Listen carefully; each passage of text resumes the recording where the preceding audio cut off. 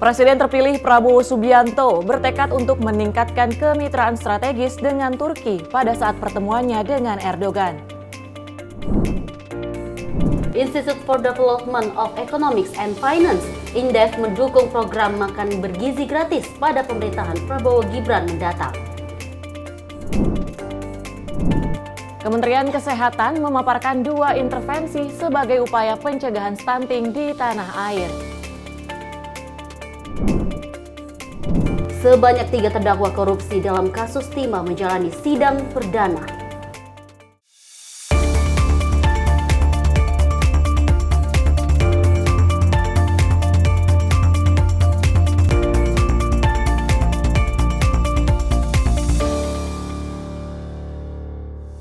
Halo, selamat malam. Pemirsa, selamat malam Tiara dan juga pemirsa, senang sekali rasanya kami hadir membawakan informasi terutama tadi yang headline yang sudah kita bacakan, di mana ini ada informasi Presiden terpilih Prabowo Subianto yang telah bertemu dengan Erdogan dan ini membahas tentang kemitraan strategis yang untuk dengan Turki lebih tepatnya. Hubungan antara kedua negara, antara Indonesia dan juga Turki ini dinilai sebagai hubungan yang memiliki kerjasama yang baik, sehingga kita akan melihat bagaimana bentuk kerjasama antar kedua negara. Selain sorotan tadi, kita juga menyoroti terkait dengan isu stunting, di mana Kementerian Kesehatan ini akan memberikan langkah-langkah untuk penurunan angka stunting di Indonesia. Benar sekali, dan ada juga informasi terkait dengan kemitraan kesehatan dan juga di mana terkait dari kemitraan kesehatan ada Institute for Development atau INDEF yang ini mendukung program makan gizi gratis, dan ini program mendukung lebih tepatnya ya untuk Prabowo Subianto yang nantinya akan menjabat.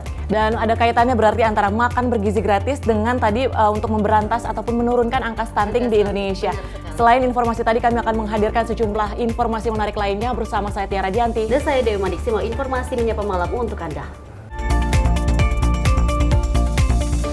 Kita awali berita menyapa malam kali ini di mana Menteri Pertahanan dan juga Presiden terpilih Prabowo Subianto bertemu dengan Presiden Turki Erdogan yang menekankan bahwa Turki merupakan mitra strategis yang penting bagi Indonesia. Pertemuan tersebut membahas kerjasama bilateral kedua negara dan kemungkinan untuk memperluas kemitraan di bidang pertahanan. Pertemuan Menteri Pertahanan sekaligus Presiden terpilih Prabowo Subianto dengan Presiden Turki Erdogan turut membahas sejumlah kerjasama sektor prioritas seperti industri pertahanan, perdagangan, energi konstruksi, dan juga kesehatan. Dengan banyaknya peluang yang ada, Prabowo mengatakan bahwa Indonesia telah menganggap Turki sebagai negara penting, bersahabat, hingga mitra dalam kerjasama di berbagai bidang. Dalam kesempatan itu, Erdogan memberikan selamat atas terpilihnya Prabowo sebagai Presiden Indonesia dan berharap Prabowo dapat kembali berkunjung ke Turki usai pelantikan. Dari Jakarta, tim redaksi Simpo TV melaporkan. Kalau kita melihat pertemuan antara Presiden terpilih sekaligus juga Menteri Pertahanan Prabowo Subianto dengan Presiden Turki ini membahas sejumlah hal diantaranya terkait dengan keamanan, kemudian juga perdagangan yang diharapkan nantinya ini saat sudah di era pemerintahannya Prabowo Subianto dan juga Gibran Rakabuming Raka, kita lihat bentuk kerjasamanya seperti apa antar kedua negara. Benar sekali, karena ini penting banget kalau kita lihat bahwa merupakan mitra strategis ini penting untuk Indonesia juga ya. Banyak kerjasama yang dibentuk dengan pertemuan antara kedua negara tersebut. Dan juga ada informasi terkait kepala negara yang menyatakan sudah banyak komitmen investor untuk berinvestasi di ibu kota Nusantara. Jokowi menyebut akan menunggu perjanjian kerjasama OIKN bersama para investor. Hal ini disampaikan Presiden Joko Widodo saat ditanya awak media usai konvoi motor menjajal akses tol ke ibu kota Nusantara atau IKN Kalimantan Timur bersama sejumlah influencer pada Minggu, 28 Juli 2024. Presiden Joko Widodo menyatakan sudah banyak komitmen investor untuk berinvestasi di IKN. Meski demikian, Presiden belum menyebut berapa nilai investasi yang sudah masuk. Jokowi menjelaskan bahwa regulasi soal investasi asing di otorita IKN telah rampung, sehingga nantinya diharapkan bisa cepat menarik investor. Kepala negara menyatakan pemerintah nantinya akan mengundang kembali para investor asing yang telah berminat untuk melihat progres pembangunan IKN. Letter of intent, letter of interest sudah masuk, yang sudah masuk itu akan mulai diundang lagi untuk melihat, dan kita lihat memang ya perubahannya kecepatannya sekarang kelihatan. Dari Jakarta, tim redaksi Simpo TV melaporkan. kita melihat bahwa peristiwa ataupun dari komitmen statement Presiden Joko Widodo ini terkait realisasi investasi asing ini sudah dilakukan, ya di mana juga ada investasi yang akan masuk. Namun ini akan kita singgung soal sedikit saja tentang pembangunan pabrik oleh Elon Musk, namun ini masih menjadi bahan pertimbangan juga oleh Presiden Joko Widodo karena ini masih proses investor yang akan masuk untuk membangun IKN nanti. Dan kita lanjut informasi berikut ini pemirsa, di mana Presiden Joko Widodo ini menerima kunjungan pengurus Kamar Dagang dan juga Industri Kalimantan Timur serta pengurus pengusaha muda Indonesia Kalimantan Timur di Istana Garuda pada 30 Juli 2024. Pertemuan tersebut membahas sejumlah hal penting terkait proyek pembangunan Ibu Kota Nusantara di Penajam Pasar Utara, Kalimantan Timur. Presiden Joko Widodo menerima kunjungan pengurus Kamar Dagang dan Industri atau Kadin Kalimantan Timur serta pengurus pengusaha muda Indonesia atau HIPMI Kalimantan Timur di Istana Garuda, kawasan Ibu Kota Nusantara pada Selasa 30 Juli 2024. Usai pertemuan, Ketua Umum Kadin Kalimantan Timur Dona Faruk mengungkapkan perlunya keterlibatan pemerintah dalam meningkatkan ketahanan pangan di Kalimantan Timur. Karena menurutnya saat ini provinsi tersebut masih bergantung pada pasokan pangan dari luar daerah seperti Jawa dan Sulawesi. Lebih lanjut, Dona menjelaskan terdapat potensi besar untuk pengembangan lahan pertanian di Penajam Pasar Utara yang belum dimanfaatkan secara optimal. Ada sekitar 13.000 hektar menurut data BPS itu yang saat ini belum ada sentuhan dari pemerintah. Nah, harapan kami adanya IKN karena memang ini irisannya langsung dengan IKN Penajam Pasar Utara. Saya harap mungkin ini bisa ditindaklanjuti. Memang ini adalah kolaborasinya harus besar. Kolaborasi pengairan dari PUPR, kolaborasi dari Kementerian Pertanian, dari bibit dan pupuknya. Dona menyoroti peran pemerintah daerah yang dinilai masih belum maksimal dalam membantu para petani di Penajam Pasar Utara, sehingga ia menilai pentingnya kolaborasi dari berbagai pihak. Sementara itu, Ketua Kadin Balikpapan Yasser Arafat menambahkan bahwa Presiden menekankan bahwa keberhasilan pembangunan Ibu Kota Nusantara harus diiringi dengan pembangunan yang merata dari kota-kota penyangga sekitarnya. Karena ya intinya ialah berhasilnya IKN berhasilnya juga pembangunan kota penyangga yaitu Balikpapan, Samarinda, dan Penajam. Maka itu yang diarahkan Bapak Presiden, salah satunya begitu.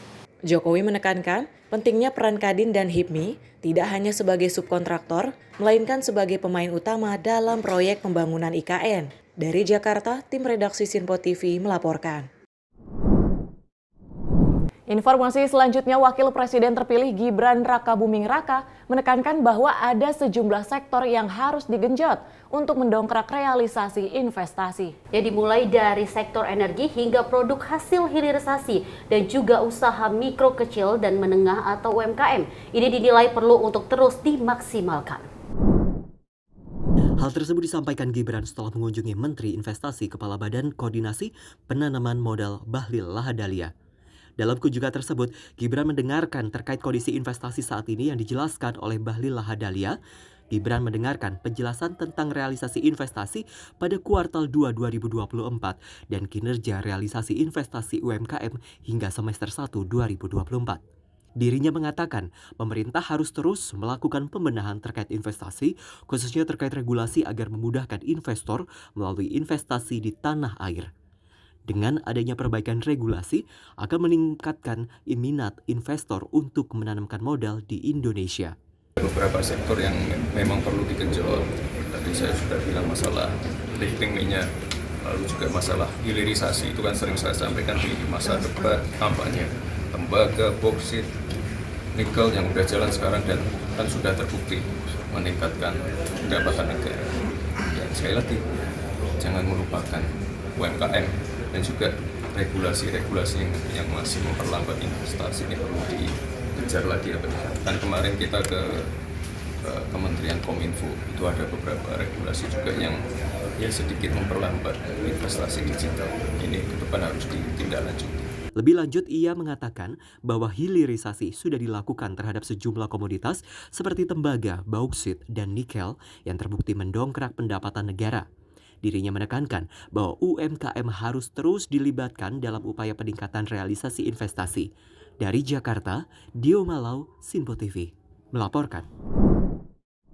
Kalau kita melihat kunjungan yang diterima oleh Presiden Joko Widodo di Istana Garuda ini menerima Kadin, perwakilan pengurus Kadin dan juga HIPMI yang diantaranya membahas terkait agar kemudian pengurus HIPMI kemudian juga Kadin ini bukan hanya sekedar menjadi subkontraktor, melainkan juga menjadi pemain inti dalam proyek pembangunan di Ibu Kota Nusantara. Istilahnya menjadi pemain di negeri sendiri, Dewi. Benar sekali, kalau tadi itu udah terkait itu, dan ini ada juga informasi sebelumnya di mana Gibran ini menilai pentingnya investasi perbaikan regulasi untuk terus digenjot nih. Karena kalau kita melihat bahwa investasi ini sangat penting apalagi dalam proses pembangunan. Betul. Lebih tepatnya. Dan ini masih terkait dengan Menteri Investasi di mana Menteri Investasi Kepala Badan Koordinasi Penanaman Modal yang saat ini Bahlil Lahadalia ini menyampaikan penanaman modal asing atau investasi asing buruh akan masuk ke Ibu Kota Nusantara usai Presiden Joko Widodo menjabat. Dirinya menegaskan investor asing dipastikan bakal masuk usai pembangunan infrastruktur dasar tahap pertama rampung yang akan dilaksanakan pada September 2024. Menteri Investasi Kepala Badan Koordinasi Penanaman Modal BKPM Bahlil Lahadalia menjelaskan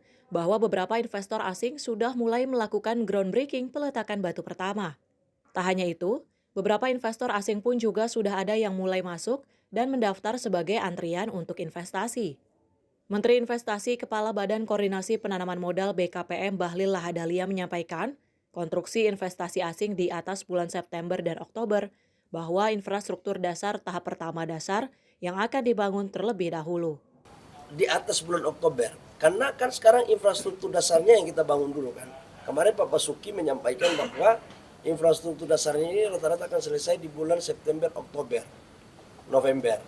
Kalau September, Oktober, November berarti start mereka mungkin bulan November, Desember gitu loh. Start berarti termasuk groundbreaking gitu, bukan untuk konstruksi aja gitu ya? Ya, groundbreaking, kemudian konstruksi. Dari Jakarta, Dio Malau, Sinpo TV melaporkan.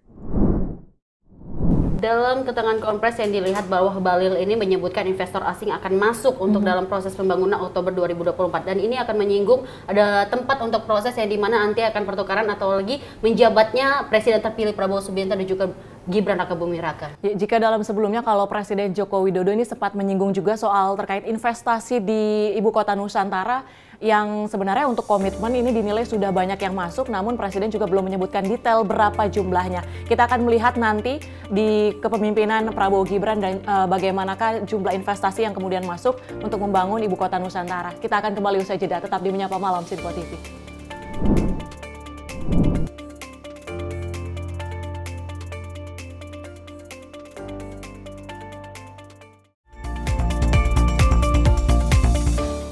Makin mudah baca berita di aplikasi Sinpo ID. Pilih rubrik berita yang kamu suka seperti berita hukum, politik, peristiwa, budaya, olahraga, gaya hidup, dan berita dari kancah dunia. Selain itu, supaya nggak ketinggalan info update, kamu juga bisa cek laman utama berita terkini dan menyalakan notifikasi. Download aplikasi Sinpo ID sekarang juga.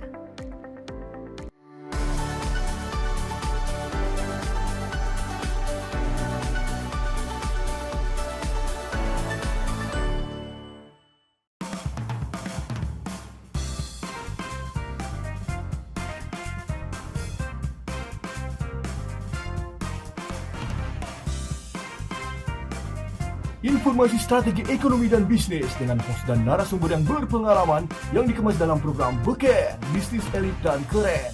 Setiap Sabtu dan Minggu pukul 16.00 hanya di Sinpo TV. Bersama saya, Roni Francis. Dan saya, Doni De Keizer. Saksikan program Beken, Bisnis Elit dan Keren hanya di Sinpo TV. Cara mudah dapatkan informasi dengan satu aplikasi. Download app Sinpo ID.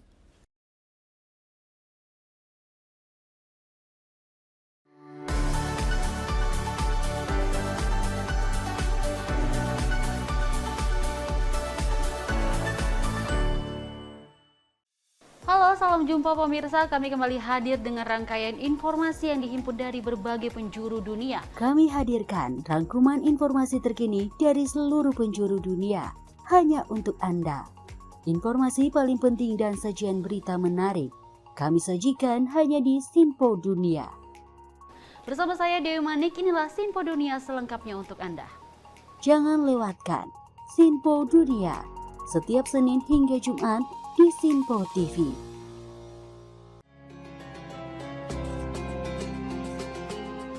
Sambut pagi hari dalam program Ngopi, obrol perkara ilmu bersama Ustadz Ahmad Haris dan Bunda Suri Susanti. Setiap hari pukul 5 pagi hanya di Sinpo TV.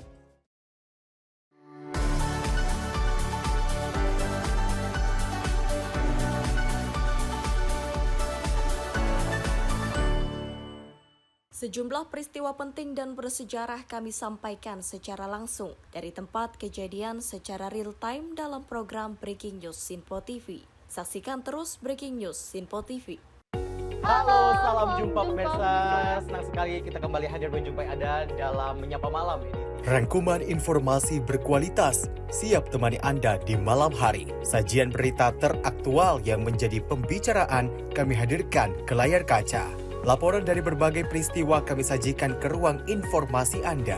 Kami hadirkan topik yang jadi sorotan dengan nuansa kekinian. Bangga sekali yang melihat sepak bola Indonesia akhirnya seperti itu. Selain main di Qatar, Presiden juga ikut ya, para menteri. Tapi bukan di Qatar. Ya, di Gorontalo. Ini di Gorontalo pada saat meninjau panen raya seperti itu, panen raya jagung di Provinsi Gorontalo. Dan kita berharap kok peristiwa-peristiwa seperti ini jauh-jauh lah ya, benar kan Andi ya. Karena mengerikan Curanmor, terus kayak kejadian seperti tadi yang nggak kita duga, nggak kita sangka, yang kita jauh-jauhkan nih bisa saja menimpa gitu. Dan kita tetap harus berhati-hati pemirsa. Saya Andi Rezaldi, saya Chef Hakung. Terima kasih sudah menonton. Selamat malam dan sampai jumpa. Saksikan selalu Menyapa Malam setiap Senin sampai Jumat pukul 20.00 waktu Indonesia bagian Barat hanya di Sinpo TV.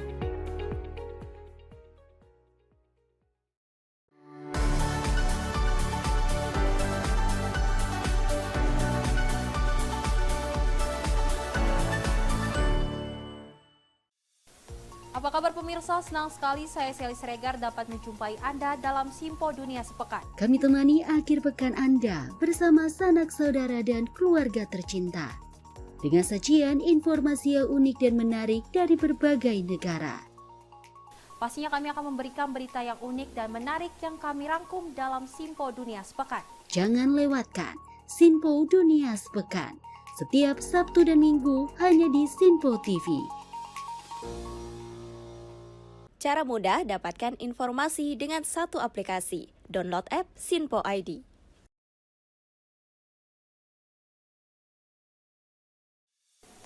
Salam jumpa pemirsa, Anda menyaksikan Sinpo Sepekan bersama saya Syem Hakung. Beragam informasi selama sepekan kami sajikan untuk Anda. Rangkuman berita yang menjadi sorotan media massa siap menemani akhir pekan Anda bersama keluarga tercinta. Bersama saya Syem Hakung, kita jelang informasi selengkapnya untuk Anda. Kami hadirkan Sinpo Sepekan setiap minggu pukul 6 pagi hanya di Sinpo TV. Sinpo TV kembali hadir pemirsa dengan berbagai informasi yang terjadi di parlemen selama satu pekan terakhir dalam program Warta Parlemen bersama saya, Andi Rezaldi. Dari ruang komisi hingga ruang sidang paripurna, sejumlah keputusan penting kerap kali diputuskan oleh para wakil rakyat di gedung Dewan. Agar tidak terlewatkan sejumlah peristiwa penting dan bersejarah dari gedung parlemen kami sajikan kepada pemirsa Sinpo TV dalam Warta Parlemen. Hadir setiap Sabtu pukul 9 pagi waktu Indonesia Barat hanya di Sinpo TV. Cara mudah dapatkan informasi dengan satu aplikasi. Download app Sinpo ID.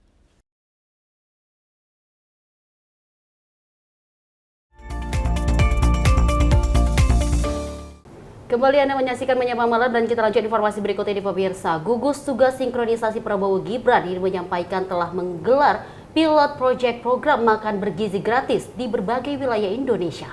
Gugus Tugas Sinkronisasi Prabowo Gibran, Hasan Nasbi mengatakan hal itu bertujuan untuk menyesuaikan menu makan berdasarkan harga pangan di tiap daerah. Gugus Tugas Sinkronisasi Prabowo Gibran Hasan Nasbi mengungkapkan pilot proyek program makan bergizi gratis sudah dilaksanakan di berbagai daerah di seluruh Indonesia. Ia menjelaskan pilot proyek itu digelar seiring riset yang juga dilakukan tim menjelang pelaksanaan program. Menurutnya, pilot proyek makan bergizi gratis yang sebelumnya dilakukan di satu wilayah, kini telah direplikasi ke daerah-daerah lainnya dan menyasar ke kalangan sekolah tingkat SD hingga SMA juga ibu hamil. Hasan berharap riset dan pilot proyek dapat berjalan dengan baik tanpa intervensi pihak manapun. Dan sebagai informasi, pilot proyek yang digelar melibatkan hingga 3.000 siswa per satu unit layanan. Betul, kita sedang melaksanakan pilot project. Bahkan pilot project ini sedang direplikasi sekarang di seluruh Indonesia supaya mendapatkan variasi datanya. Dan supaya kita tidak hanya terpaku ke satu wilayah, karena berbagai wilayah tentu berbeda-beda. Nah, selama beberapa bulan ke depan, 2 bulan, 3 bulan ke depan, pilot project ini akan direplikasi. Ya, jadi untuk mendapatkan kesimpulan yang lebih objektif terhadap keadaan berbagai daerah di Indonesia. Nah, kalau soal budgetnya berapa, letaknya di mana, ya kan, dengan harga berapa kita mulai, saya tidak bisa bocorkan sekarang karena semini mungkin kita harus tekan gangguan, intervensi terhadap ini riset. Iya, kita pilot project tapi sekaligus juga riset. Jadi setenang dan seaman mungkin mereka melaksanakan kegiatan ini jauh lebih baik supaya kita mendapatkan hasil yang lebih optimal. Sekarang risetnya sedang direplikasi untuk seluruh Indonesia. Jadi yang awalnya dari satu titik, kemudian berkembang jadi sekian titik, dan sekarang di level sedang direplikasi di seluruh Indonesia. Jadi itu. Nah, untuk target uji cobanya, itu sekarang uji cobanya sudah SD, SMP, SMA, termasuk juga ibu hamil. Dari Jakarta, Tim Liputan Sinpo TV melaporkan. Makan bergizi gratis sebagai salah satu poin kerjasama yang kemudian diusungkan di era pemerintahan nantinya Prabowo dan juga Gibran. Ini telah dilakukan sejumlah pilot project di sejumlah daerah. Dan kalau misalnya kita melihat beberapa isu bahwa proporsinya jumlahnya hanya sekitar 7.500, tentu ini dibantah. Karena lagi-lagi untuk porsinya ini sebenarnya masih ditentukan di pihak internal gugus tugas sinkronisasi tim Prabowo Gibran. Kita akan melihat bagaimana penerapannya, di mana informasi selanjutnya ini masih terkait dengan makan bergizi gratis, di mana Institute for Development of Economics and Finance atau INDEF ini memberikan tanggapan terkait program makan bergizi gratis dari pasangan presiden dan wakil presiden terpilih Prabowo Gibran. INDEF menggarisbawahi bahwa program ini nantinya akan turut melibatkan pelaku UMKM lokal sehingga dapat memberikan manfaat perekonomian secara menyeluruh. Hal ini diungkapkan oleh Wakil Direktur INDEF Eko Listianto ketika ditemui dalam acara diskusi INDEF dengan tema Economist Gathering the Urgency of Investing in Children during Prabowo Presidency pada hari Senin 29 Juli 2024 di Jakarta. Eko menyampaikan bahwa pemberdayaan UMKM lokal dalam program makan bergizi gratis adalah suatu hal yang penting. Pasalnya, program ini memiliki profit yang tinggi sehingga diharapkan manfaatnya dapat dirasakan oleh semua kalangan. Selain itu, ia juga memberikan catatan lain terkait potensi food poisoning atau keracunan makanan. Kendati demikian, Eko pun optimis bahwa anggaran untuk program makan bergizi gratis tidak akan menyentuh angka Rp7.500 seperti isu yang beredar, sehingga kebutuhan kalori dan nutrisi bagi penerima manfaat program tersebut dapat maksimal.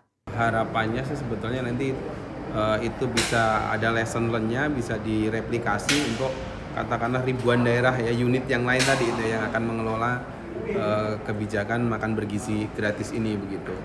Nah, tapi memang yang menjadi katakanlah concern itu tentu saja adalah aspek lokalitasnya ya, bagaimana memastikan bahwa nanti kebijakan ini benar-benar bisa menyerap dan memberdayakan UMKM di sekitar begitu.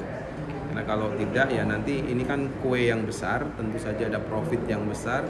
Jangan sampai kemudian profit ini hanya dikuasai oleh segelintir orang, kira-kira begitu. Sehingga di awal harus ditekankan, mungkin juga presiden terpilih nanti juga harus menekankan banget gitu ya, indikator berapa UMKM yang terlibat, seberapa besar ekonomi lokal yang diserap dari kebijakan ini penting untuk disampaikan begitu. Jadi kita bisa punya indikator bahwa oh ternyata daerah sini mungkin sudah sangat melibatkan inklusif ya dengan peran masyarakat, oh daerah sini belum gitu. Nah ketika yang belum kan nanti ada diskusi, ada katakanlah kenapa kok belum, oh mungkin bahannya tidak ada atau petaninya bisa saja tidak ada, tidak semua daerah punya petani juga gitu kan.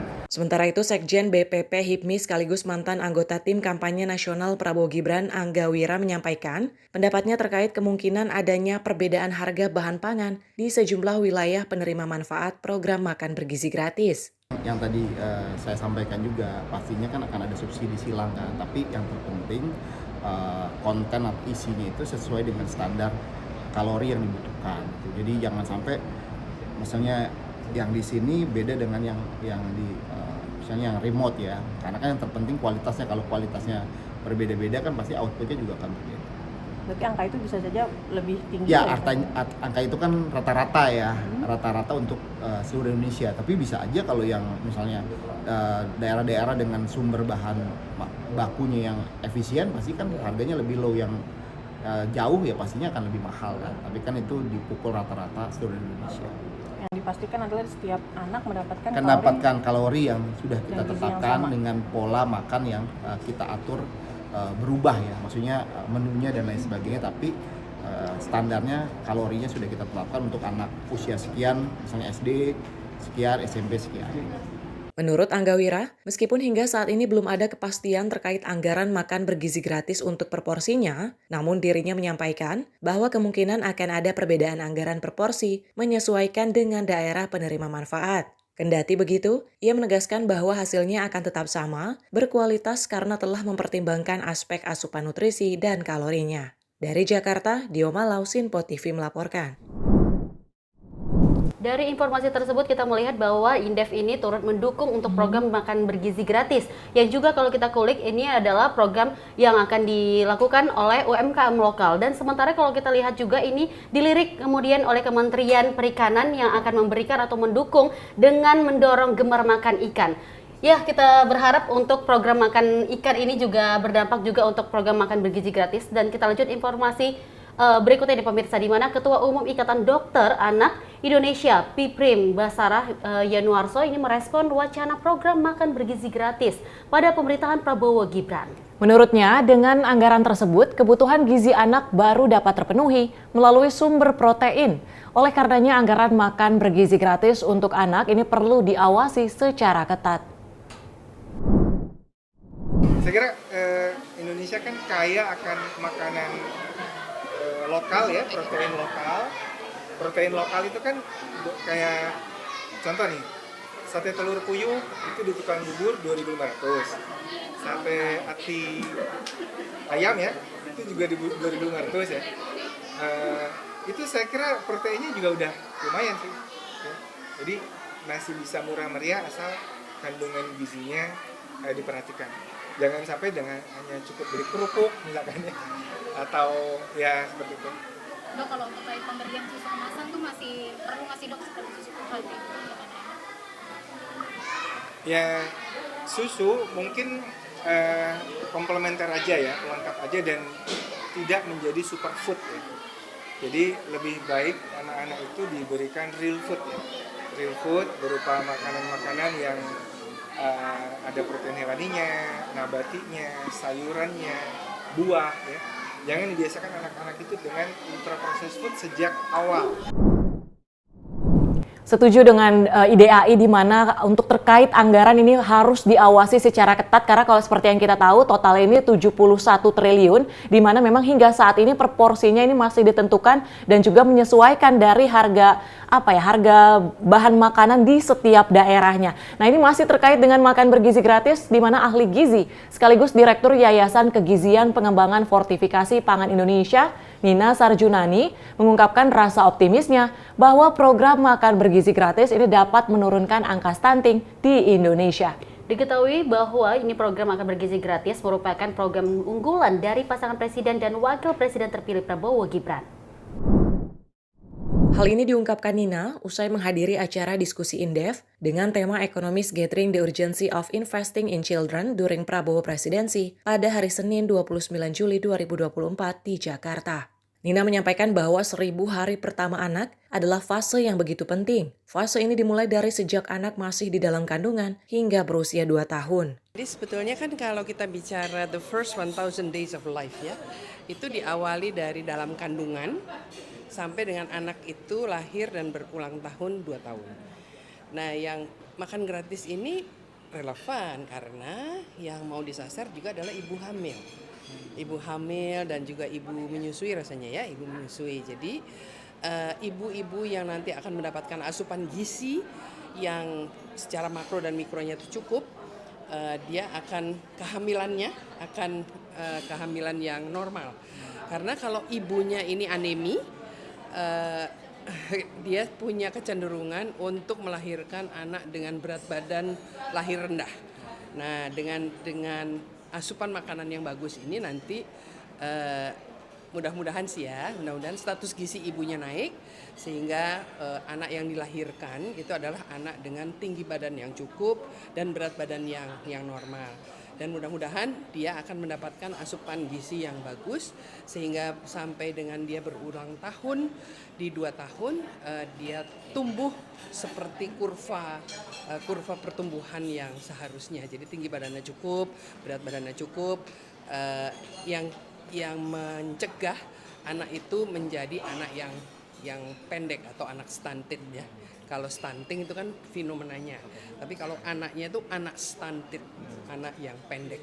Di sisi lain, program makan bergizi gratis juga tidak hanya menyasar anak sekolah, tetapi juga ibu hamil dan ibu menyusui. Oleh karena itu, dirinya yakin bahwa program makan bergizi gratis dapat menekan angka stunting di Indonesia. Dari Jakarta, Dio Malau, Sinpo TV melaporkan.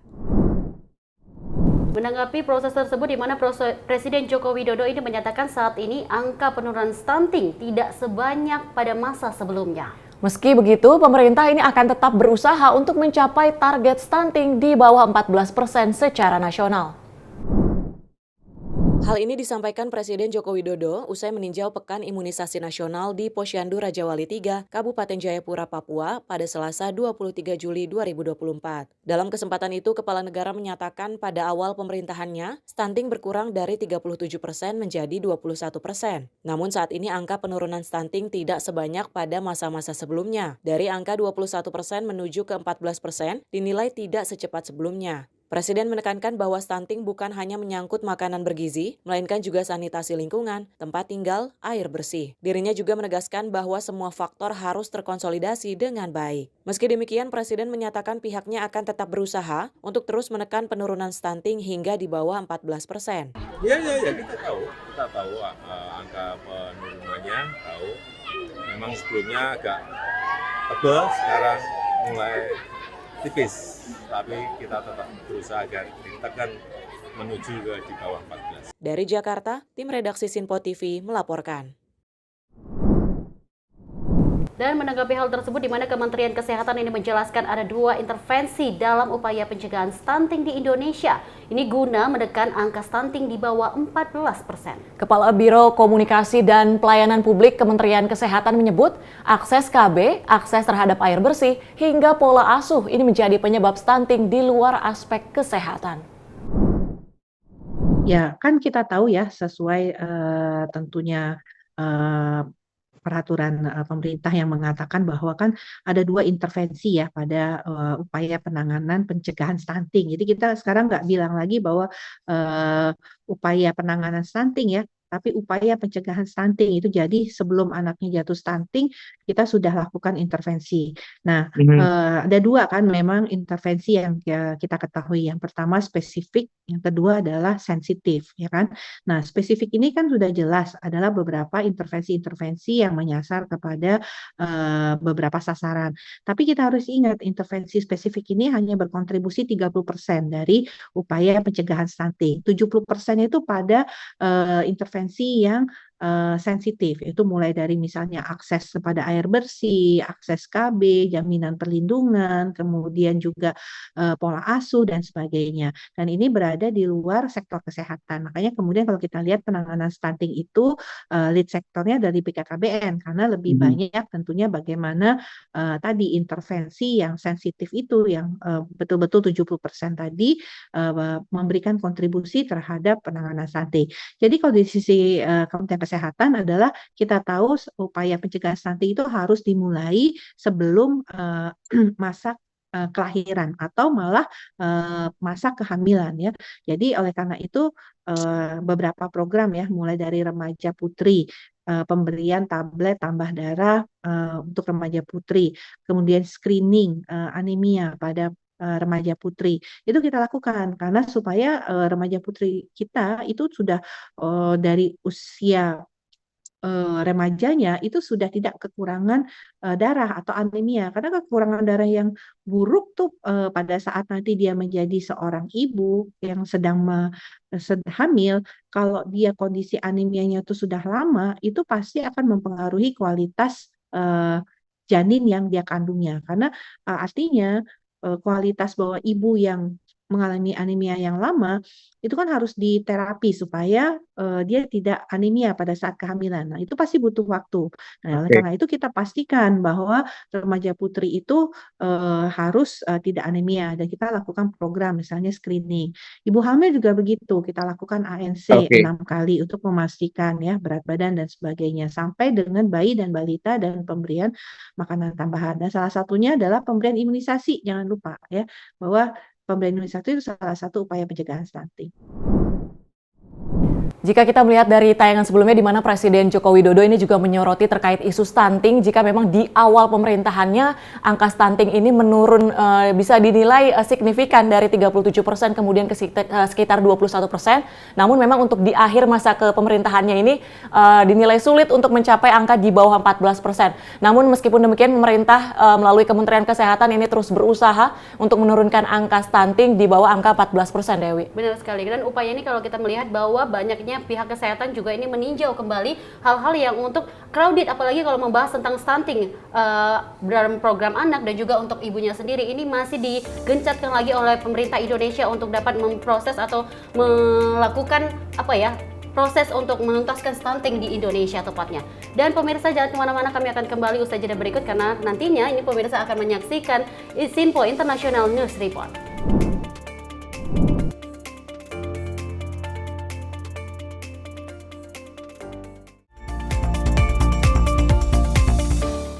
Makin mudah baca berita di aplikasi Sinpo ID.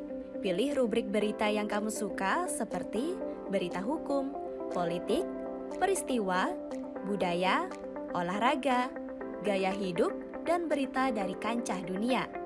Selain itu, supaya nggak ketinggalan info update, kamu juga bisa cek laman utama berita terkini dan menyalakan notifikasi. Download aplikasi Sinpo ID sekarang juga.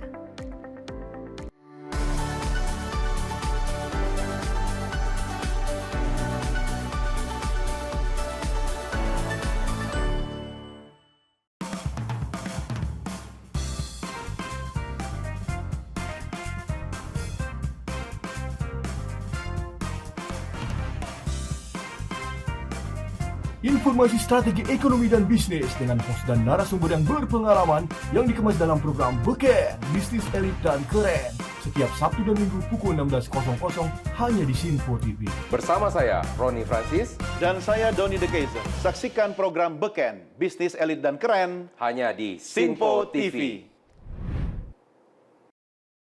Cara mudah dapatkan informasi dengan satu aplikasi. Download app Sinpo ID.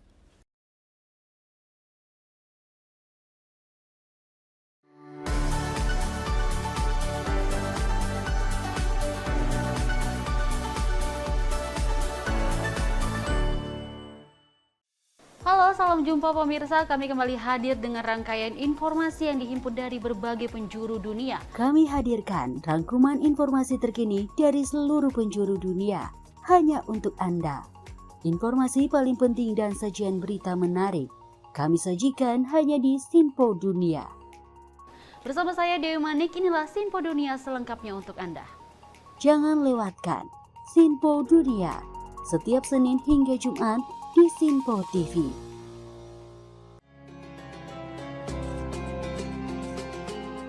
Sambut pagi hari dalam program Ngopi, obrol perkara ilmu bersama Ustadz Ahmad Haris dan Bunda Suri Susanti. Setiap hari pukul 5 pagi hanya di Sinpo TV.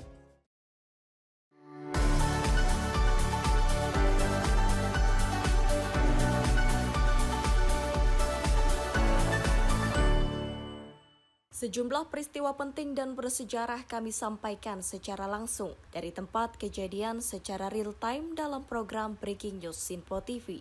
Saksikan terus Breaking News Sinpo TV. Halo, salam jumpa pemirsa.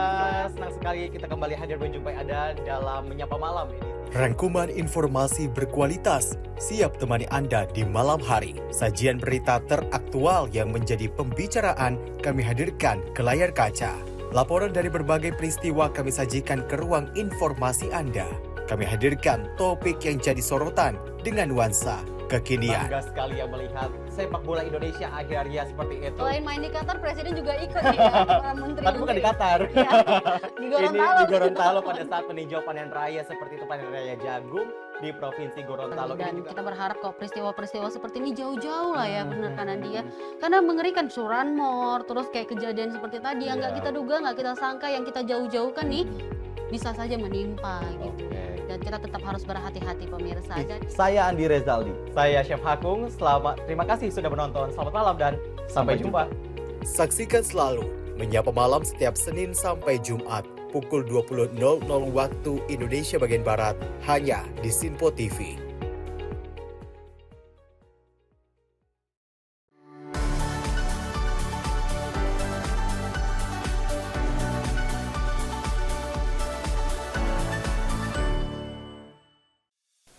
Apa kabar pemirsa? Senang sekali saya Sally Siregar dapat menjumpai Anda dalam Simpo Dunia Sepekan. Kami temani akhir pekan Anda bersama sanak saudara dan keluarga tercinta.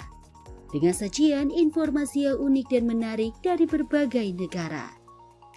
Pastinya kami akan memberikan berita yang unik dan menarik yang kami rangkum dalam Simpo Dunia Sepekan. Jangan lewatkan Sinpo Dunia Sepekan setiap Sabtu dan Minggu hanya di Sinpo TV. Cara mudah dapatkan informasi dengan satu aplikasi. Download app Sinpo ID.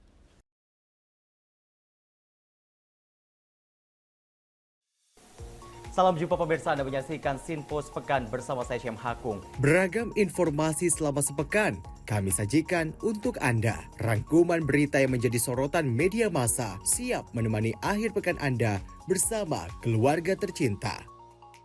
Bersama saya Syem Hakung, kita jelang informasi selengkapnya untuk Anda. Kami hadirkan Sinpo Sepekan setiap minggu pukul 6 pagi hanya di Sinpo TV.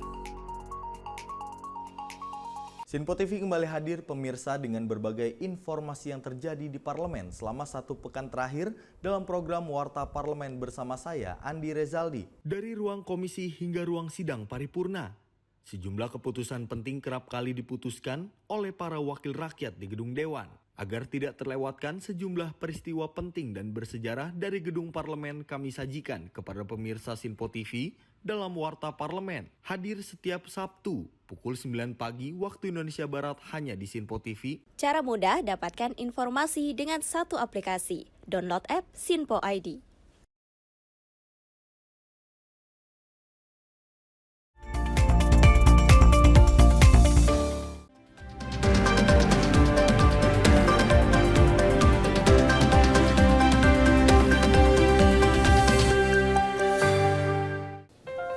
Yeah, 4:38 p.m. in Moscow, Russia, 8:30 p.m. in Jakarta, and 11:30 p.m. in Cambodia. Good evening, ladies and gentlemen.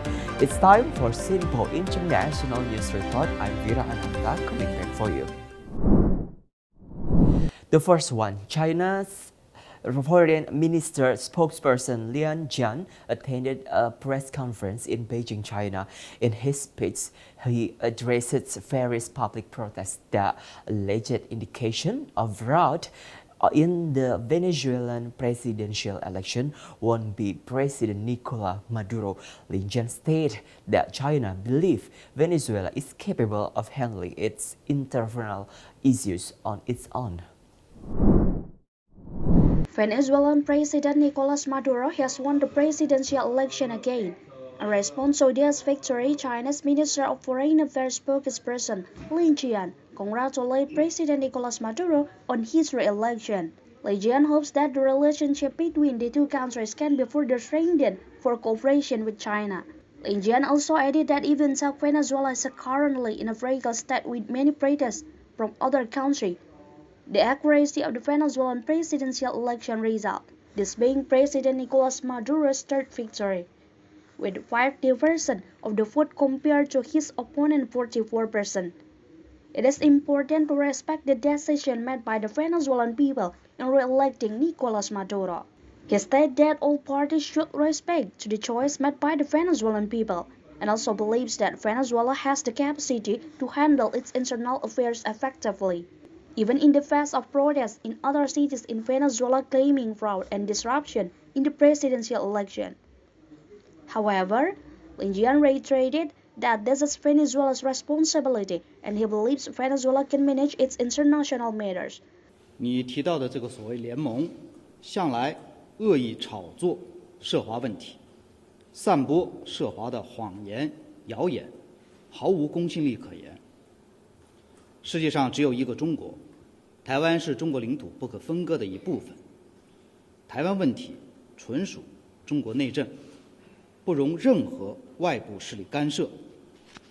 中方坚决反对建交国同台湾当局进行任何形式的官方往来。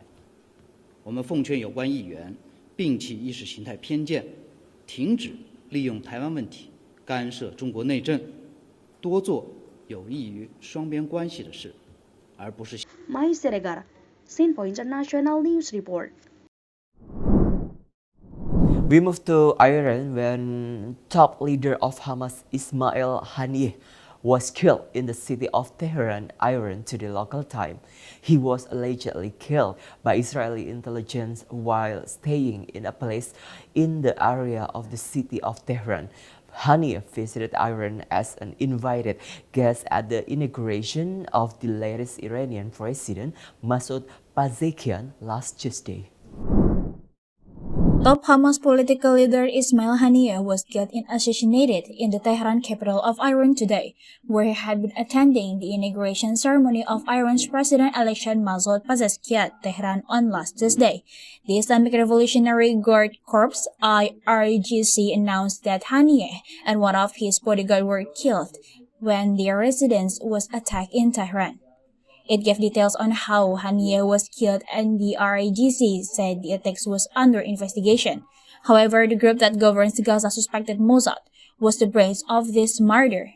Israel launched a war in Gaza promising to kill Haniyeh and other Hamas leaders after the group attacked Israel on 7th October, killing 1,200 people and taking more than 200 others were taken captive.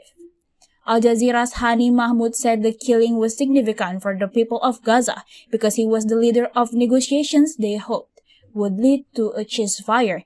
Many people worry Haniyeh's kill could now lead to further escalation of the conflict. Rahel, Simpo International News Report.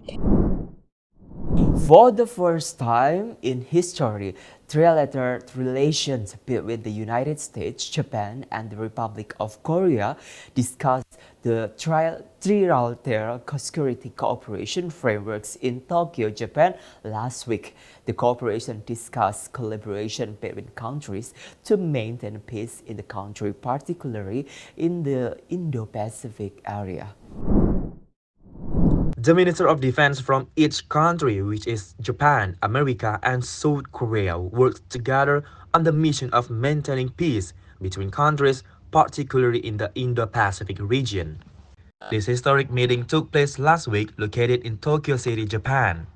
Japan's Defense Minister Minoru Kihara says that this trilateral cooperation relationship is a new chapter for the country to be able to actively deliver the state's vision and mission and commitment towards the region in the Asia-Pacific.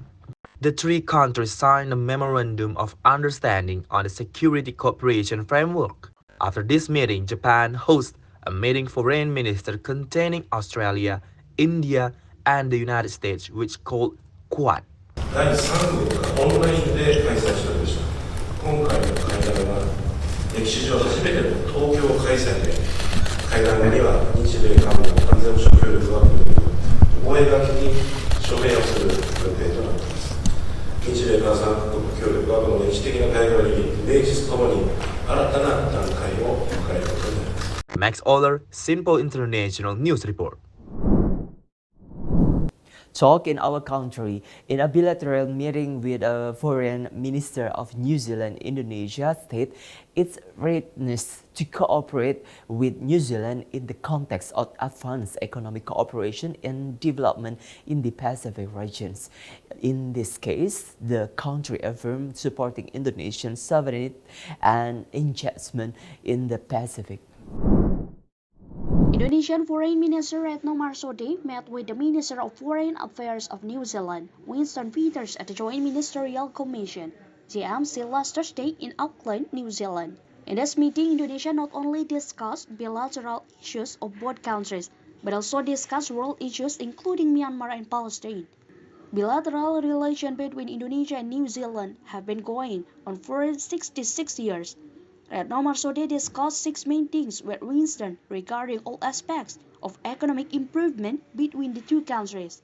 In addition, environmental issues, security, human rights, and development. Kita membahas 6 hal. Pertama, people-to-people contact yang merupakan elemen penting dalam hubungan bilateral Indonesia-Selandia Baru. Terkait hal ini, kedua negara baru saja memfinalisasi Amendment Protocol of the Education Arrangement yang sudah siap untuk ditandatangani, serta tengah membahas proposal kesepakatan Working Holiday Visa. Max Olar, Sinpo International News Report. Thank you for watching Sinpo International News Report. This program joining collaboration between Sinpo TV Indonesia and Fiery Media Dubai. Stay in Menyapa Malam after this one and have a great day. Bye now.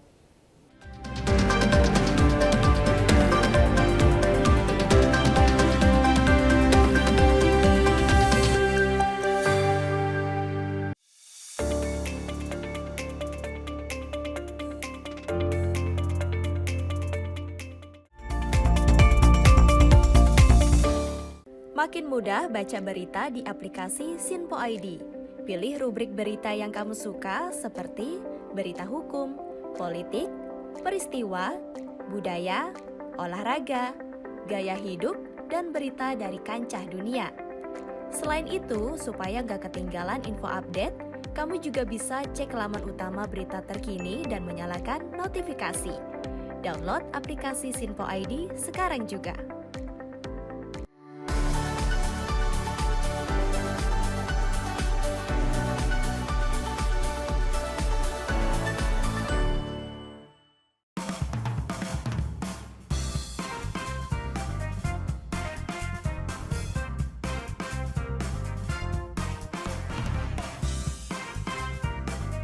Informasi strategi ekonomi dan bisnis dengan host dan narasumber yang berpengalaman yang dikemas dalam program Beken, Bisnis Elit dan Keren. Setiap Sabtu dan Minggu pukul 16.00 hanya di Sinpo TV. Bersama saya, Ronnie Francis. Dan saya, Donny De Keizer. Saksikan program Beken, Bisnis Elit dan Keren. Hanya di Sinpo TV.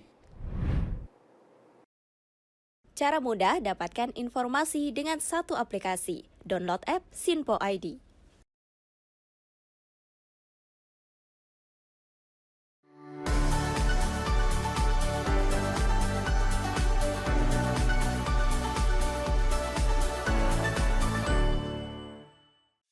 Halo, salam jumpa pemirsa. Kami kembali hadir dengan rangkaian informasi yang dihimpun dari berbagai penjuru dunia. Kami hadirkan rangkuman informasi terkini dari seluruh penjuru dunia hanya untuk Anda.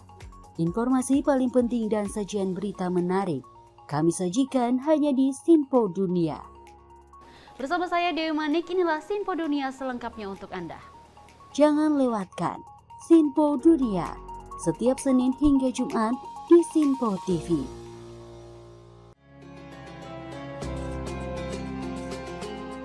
Sambut pagi hari dalam program Ngopi, obrol perkara ilmu bersama Ustadz Ahmad Haris dan Bunda Suri Susanti. Setiap hari pukul 5 pagi hanya di Sinpo TV.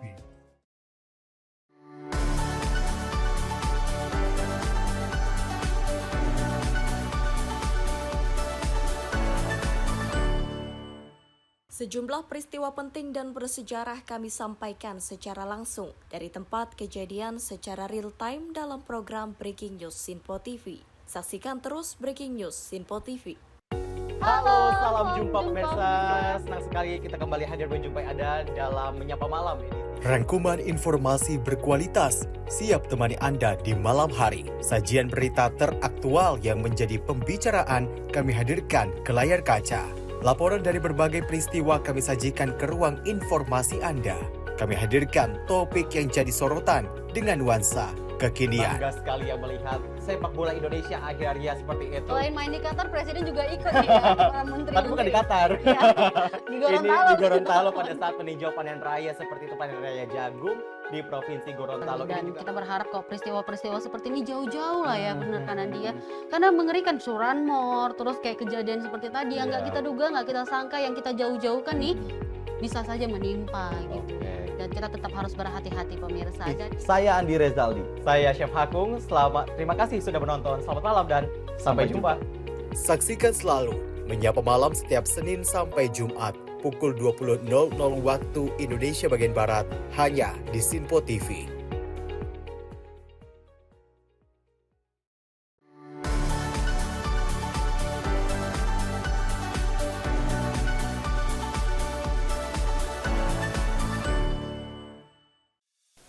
Apa kabar pemirsa? Senang sekali saya Sally Siregar dapat menjumpai Anda dalam Simpo Dunia Sepekan. Kami temani akhir pekan Anda bersama sanak saudara dan keluarga tercinta.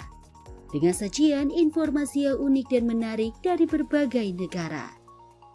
Pastinya kami akan memberikan berita yang unik dan menarik yang kami rangkum dalam Simpo Dunia Sepekan. Jangan lewatkan Sinpo Dunia Sepekan setiap Sabtu dan Minggu hanya di Sinpo TV. Cara mudah dapatkan informasi dengan satu aplikasi. Download app Sinpo ID.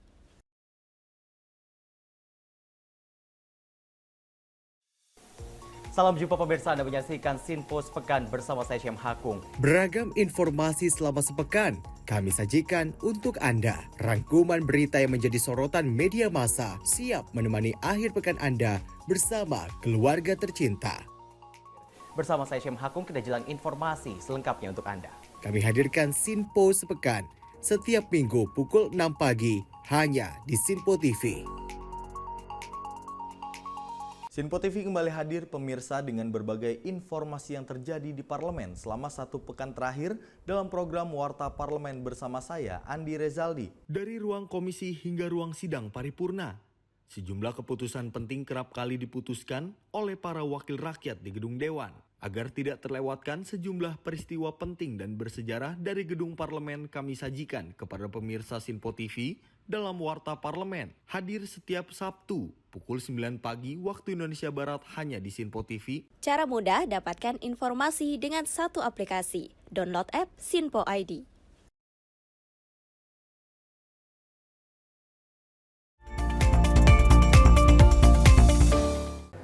Terima kasih pemirsa, masih di Menyapa Malam Sinpo TV. Informasi kami lanjutkan di mana kebakaran lahan terjadi di Kabupaten Kuburaya, Kalimantan Barat hingga Senin malam. Di mana juga pemadam yang dilakukan tim gabungan sudah memasuki hari ke-10. Peneliti BMKG mengatakan jumlah titik panas di Kalimantan Barat ini telah mencapai 459 titik. Dalam video terlihat kebakaran lahan masih terjadi di Kabupaten Kuburaya, Kalimantan Barat pada Senin malam. Pemadam masih kesulitan menjangkau area yang terbakar, belum lagi angin kencang yang membuat api semakin menyebar. Saat ini jumlah terbanyak berada di Kabupaten Sanggau dengan 198 titik. Kondisi ini menyebabkan kabut asap. Saat ini, jarak pandang di Bandara Supadio Pontianak masih aman karena di atas 1 km. Sementara kualitas udara rata-rata harian berada di kategori sedang hingga tidak sehat dan berbahaya. Dampaknya, kondisi terkini kualitas udara di kota Pontianak mulai diselimuti asap akibat kebakaran lahan yang terjadi di beberapa wilayah Provinsi Kalimantan Barat. Meski di kota Pontianak nihil titik api, namun asap kiriman menyebabkan kualitas udara terutama saat malam hari mulai memburuk. Pemerintah setempat mengingatkan masyarakat untuk tidak keluar pada malam hari karena kondisi asap yang pekat. Warga yang harus beraktivitas di luar rumah diimbau untuk selalu mengenakan masker. Merujuk data yang dirilis Badan Meteorologi, Klimatologi, dan Geofisika Kalbar, selama 16 hari tidak terjadi turun hujan di kota Pontianak. Hal itu menyebabkan titik api yang bertambah kian hari serta meningkatkan kemudahan kebakaran hutan dan lahan. Dari Jakarta, tim redaksi Sinpo TV melaporkan. Kita beralih ke informasi lainnya di mana Kepala BP2MI Beni Ramdhani ini mengungkapkan alasan dirinya menyebutkan sosok inisial T yang diduga sebagai aktor pengendali kasus judi online di Indonesia. Beni menyampaikan akan konsisten untuk menyebutkan sosok-sosok di balik judi online. Usai diperiksa selama 5 jam oleh penyidik Bareskrim Polri, Kepala BP2MI Beni Ramdhani menyebut dirinya hanya memiliki kapasitas memberikan klarifikasi terkait sosok T. Dalam pemeriksaannya, Beni mengaku diberikan sebanyak 22 pertanyaan dan juga telah menyampaikan beberapa hal terkait sosok di balik inisial T kepada pihak penyidik. Meski demikian, Beni enggan membocorkan lebih dalam soal sosok T tersebut. Namun Beni menjelaskan keterkaitan sosok T dalam sindikat tindak pidana perdagangan orang atau TPPO pengelolaan bisnis judi online di Kamboja. Ada yang misleading dalam pemberitaan. Misleadingnya misalnya, ya, seolah-olah fokus BP2MI itu fokus judi online. Padahal pidato saya dan juga yang disampaikan dalam pertemuan internal atau rapat terbatas di istana itu adalah tentang pencegahan tindak pidana perdagangan orang. Jadi ketika masuk ke masalah Kamboja ada hubungannya dengan di mana pekerja kita yang diberangkatkan secara ilegal itu dipekerjakan di bisnis judi online dan juga scamming online. Ini menjadi fokus dan concern BP2MI. Dan saya selalu katakan, jika sudah bicara sindikat penempatan ilegal, maka ini adalah perang negara dengan sindikat. Perang BP2MI dengan para sindikat, yang tidak mungkin kita mengambil langkah mundur. Terkait inisial T, yang selama ini juga menjadi pertanyaan banyak pihak, rekan-rekan media, karena pemberian klarifikasi sudah dilakukan tadi, maka silahkan nanti tanya ke penyidik. Dari Jakarta, Tim Liputan Sinpo TV melaporkan. Kita lanjut informasi berikut ini di mana Kepala Badan Perlindungan Pekerja Migran Indonesia atau BP2MI ini, Beni Ramdhani menyampaikan banyak warga negara Indonesia yang juga bekerja dengan sosok T. Hal itu diungkapkan Beni usai memberikan klarifikasi kepada penyidik Bareskrim Polri terkait pendalaman sosok T yang disebut sebagai pengendali judi online. Kepala BP2MI Beni Ramdhani menyebut kurang lebih terdapat 80.000 pekerja migran Indonesia berada di Kamboja. Beni mengatakan 80.000 pekerja tersebut merupakan hasil data yang diperoleh oleh BP2MI. Lebih dari 80.000 pekerja yang berangkat ke Kamboja, tercatat sebanyak 1.914 pekerja sudah kembali ke Indonesia. Lebih lanjut, Beni mengatakan pekerja migran di Kamboja dinilai cukup banyak terlibat dan bekerja di bawah sosok T yang diduga sebagai aktor pengendali bisnis judi online. Orang Indonesia yang sekarang ada di Kamboja itu jumlahnya 89.440 orang. Ya. Itu tercatat loh, ya, tercatat sesuai data izin tinggal ya dari imigrasi Kamboja. Oke, yang kedua, berapa yang lapor diri? Yang lapor diri dari 89.440 itu sebanyak 17.883. Oke, sekarang berapa yang sudah dipulangkan ke Indonesia karena bekerja di judi online, scamming online? Ya, kurang lebih ya 3.900, mohon maaf, 1.914 dari Kamboja. Itu di luar yang dipulangkan dari Filipina, judi online juga. Ya, kemudian dari Vietnam, Thailand, judi online juga. Nah, saya fokus Kamboja nih. Kamboja adalah 1.914. Ini anak-anak muda, anak-anak bangsa yang menjadi korban penempatan ilegal.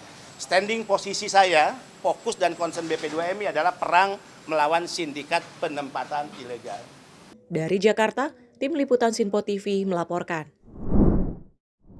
Kita beralih ke informasi berikut ini di mana tim hukum PDI Perjuangan Johannes Tobing dan juga rekannya ini mendatangi Dewan Pengawas Komisi Pemberantasan Korupsi. Mereka menyampaikan surat tanggapan atas laporannya terhadap penyidik Rosa Purbobekti terkait dugaan intimidasi pada penggeledahan advokat PDI Perjuangan Doni Tri Istiqomah. Johannes menyebut dalam surat tanggapan itu disampaikan bahwa pihaknya keberatan atas kesimpulan yang dikeluarkan Dewas atas laporannya. Dalam kesimpulan itu, ia menyampaikan bahwa Dewas menyatakan proses penggeledahan sesuai dengan SOP. Lalu dalam surat tanggapan itu disampaikan juga bahwa Doni Tri masih sebagai saksi dalam kasus dugaan suap Harun Masiku. Selain itu, ia juga mempermasalahkan soal penggeledahan dengan senjata laras panjang yang disaksikan anak Doni yang dinilai tidak pantas. Menyampaikan surat tanggapan yang pernah kami melakukan pengaduan kita. Ada 2 pengaduan kita dan tentu tidak lama kemudian KPK sudah merespon, menjawab, Dewas menjawab surat kita dan kami sudah membaca suratnya dan hari ini kami juga memberikan tanggapan. Jadi ada beberapa poin, ada beberapa hal yang harus kami klarifikasi juga kami sampaikan terhadap surat tanggapan dari Dewas itu. Jadi ini surat yang sudah kami sampaikan tadi sudah diterima oleh Dewas. Nah, yang pertama dalam surat itu disampaikan artinya kami keberatan bahwa tindakan yang tidak profesional, tindakan yang secara ugal-ugalan dilakukan penyidik KPK yang bernama Rosa Bekti Purbo itu, karena mereka menjawab dalam tanggapan Dewas itu dalam surat ini bahwa mereka sudah melakukan segala pemeriksaan, penyitaan, penggeledahan terhadap klien kami itu katanya sudah sesuai dengan SOP. Faktanya tidak demikian. Nah, ada satu hal bahwa kami tentu mengawal KPK ini dalam SOP yang diatur secara di KUHP bahwa yang namanya penyitaan dan penggeledahan itu harus izin Ketua Pengadilan setempat. Lebih lanjut, dirinya juga mengaku bingung karena tidak ada pemanggilan terhadap pihaknya dalam laporan tersebut. Johannes mengatakan Rosa juga melakukan intimidasi kepada Doni. Bahkan menurutnya, pemeriksaan itu dilakukan di depan keluarga Doni. Dari Jakarta, Dio Malau, Sinpo TV melaporkan. Informasi selanjutnya, juru bicara Komisi Pemberantasan Korupsi ini mengkonfirmasi bahwa penyidik KPK telah melakukan penggeledahan di 5 lokasi. Tessa menyampaikan penggeledahan ini terkait dengan penyidikan perkara tindak pidana korupsi serta tindak pidana pencucian uang yang melibatkan tersangka AGK dan juga MS. Dalam telekonferensi dengan Sinpo TV pada Selasa pagi, Tessa menyatakan penyidik telah menemukan beberapa dokumen, catatan, serta barang bukti elektronik dan bukti print out. Ia menekankan bukti-bukti tersebut diduga berkaitan dengan pengurusan perizinan tambang di Maluku Utara. Tessa menyebut 3 kantor milik swasta yang berlokasi di Jakarta Selatan dan Jakarta Utara, serta 2 rumah di Jakarta Selatan dan Tangerang Selatan menjadi target penggeledahan. Disampaikan bahwa pada tanggal 25 Juli sampai dengan 26 Juli tahun 2024, penyidik melakukan kegiatan penggeledahan pada 3 kantor milik swasta yang berlokasi di Jakarta Selatan dan Jakarta Utara, serta 2 rumah yang berlokasi di Jakarta Selatan dan Tangerang Selatan. Kegiatan penggeledahan ini terkait dengan penyidikan perkara tindak pidana korupsi dan TPPU tersangka AGK dan MS. Kegiatan penggeledahan telah selesai dilaksanakan dan hasil yang didapat adalah penyidik menemukan beberapa dokumen surat dan catatan-catatan serta barang bukti elektronik dan print out barang bukti elektronik yang menurut penyidik ada kaitan dengan dugaan pengurusan perizinan tambang atau WIUP di Maluku Utara yang diduga dilakukan oleh tersangka AGK dan MS. Untuk selanjutnya, penyidik akan mendalami hasil penggeledahan tersebut dan akan mengklarifikasi dengan pihak-pihak yang terkait. Lebih lanjut, Tessa menjelaskan, saat ini penyidik KPK akan mendalami hasil penggeledahan dan mengklarifikasi ke pihak-pihak terkait. Dari Jakarta, Dio Malau, Sinpo TV melaporkan. Komisi Pemberantasan Korupsi ini masih menelaah kasus kecurangan atau fraud klaim BPJS Kesehatan yang diduga menimbulkan kerugian keuangan negara hingga 35 miliar rupiah. Diketahui 3 rumah sakit terlibat kecurangan yang kini BPJS Kesehatan telah memutuskan hubungan kerja yang sebagai imbas yang dilakukan ke 3 rumah sakit. Komisi Pemberantasan Korupsi atau KPK masih menelaah apakah kasus kecurangan atau fraud klaim BPJS Kesehatan yang diduga menimbulkan kerugian keuangan negara hingga 35 miliar rupiah bisa ditangani ataukah harus diusut kepolisian. Juru bicara KPK Tessa Mardika Sugiyarto menjelaskan, apabila nilai kerugian negaranya mencapai 1 miliar rupiah, maka lembaga anti rasuah bisa menindaklanjuti. Namun apabila dugaan fraud itu berada di luar kewenangan KPK, akan ditangani aparat penegak hukum antara kejaksaan atau kepolisian melalui tim koordinasi dan supervisi. Penindakan masih melakukan penelaahan terkait fraud dan klaim fiktif BPJS tersebut. Bila memang masuk dalam kewenangan KPK, sebagaimana diatur dalam pasal 11 Undang-Undang 19 tahun 2019, yaitu melibatkan APH, penyelenggara negara, dan orang lain yang ada kaitannya dengan tindak pidana korupsi yang dilakukan, dan atau menyangkut kerugian negara senilai 1 miliar, maka besar kemungkinan akan ditangani oleh KPK. KPK yang tergabung dalam Tim Pencegahan dan juga Penanganan Kecurangan Jaminan Kesehatan Nasional atau PKJKN mengungkap temuan fraud senilai 35 miliar rupiah dari klaim JKN pada 3 rumah sakit yang menjadi plotting di 3 provinsi di Indonesia. Dari Jakarta, Dio Malam, Sinpo TV melaporkan. Usai adanya upaya manipulasi yang dilakukan oleh 2 rumah sakit di wilayah Sumatera dan juga 1 rumah sakit yang di wilayah Jawa Tengah, BPJS Kesehatan memutuskan hubungan kerja dengan ketiga rumah sakit tersebut. Hal itu disampaikan oleh Kepala Biro Komunikasi dan Pelayanan Publik Kementerian Kesehatan sebagai upaya memberikan efek jera terhadap 3 rumah sakit. Ini harus dilakukan ya, karena mencabut izin kerjasama dengan BPJS itu kan sebagai efek jerahnya ya Mas Sam ya. Jadi nanti dan ini bukan berarti semua layanan kan, karena kita menemukan layanan tertentu yang dilakukan oleh kejadian fraud ini. Jadi nanti kita tim ini setelah penemuan ini tentunya akan menindaklanjuti ya, melihat lagi sejauh mana kejadian fraud ini dilakukan.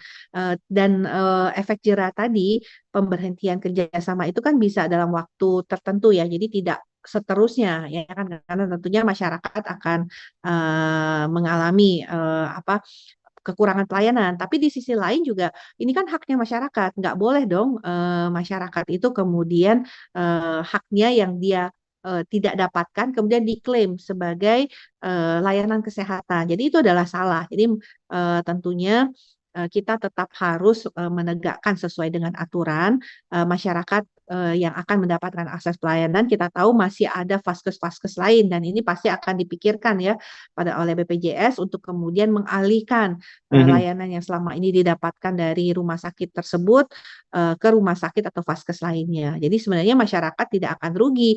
Justru dengan penegakan fraud ini kita memberikan hak yang seharusnya didapatkan oleh masyarakat. Kita beralih ke informasi selanjutnya. Pada Rabu pagi, 3 mantan pejabat Dinas Energi dan Sumber Daya Mineral sekaligus terdakwa korupsi kasus timah menjalani sidang perdana di Pengadilan Tipikor Jakarta Pusat. Pada sidang perdana kasus korupsi timah, salah satu terdakwa menjalani persidangan secara daring. Ini melalui kantor Kejaksaan Bangka Belitung.